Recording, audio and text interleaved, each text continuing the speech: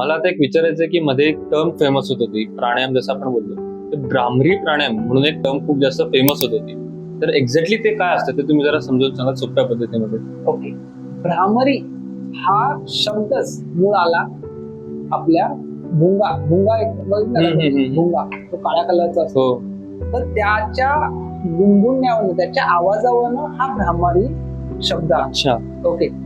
तर भ्रामरी प्राणायामाचा आपल्या मेंदूवर प्रचंड सकारात्मक परिणाम होतो.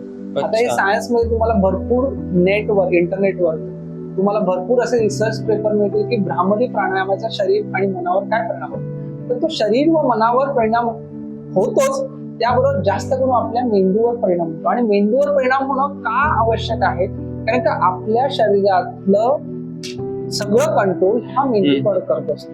जर ब्रेन जर ऍक्टिव्ह असेल, ब्रेन जर राईट डायरेक्शन मध्ये असेल, तर तुमच्या सगळ्या ऍक्टिव्हिटी राईट डायरेक्शन, तो कंट्रोलर आहे, तो सगळ्या शरीराला मॅनेज करतो. योग्य सूचना दिला तर योग्य ऍक्टिव्हिटी करतात.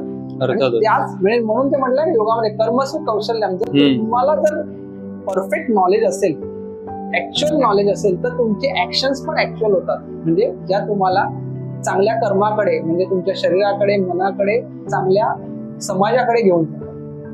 म्हणून भ्रामरी प्राणायामाचा स्पेशली मेंदूवर जास्त परिणाम होतो. त्यामुळे काही स्पंदनं तयार होतात, जी स्पंदनं तुमच्या मेंदूसाठी खूप फायदेशीर असतात. त्यामुळे तुमच्या झोपेची समस्या असेल, तुमचे स्ट्रेस लेवल असेल, तुमची एन्झायटी असेल, तुमचा कोणताही मानसिक आजार असेल, त्यातनं क्युअर करण्यासाठी भ्रामरी प्राणायाम हा एक चांगलं रामबाण उपाय आहे.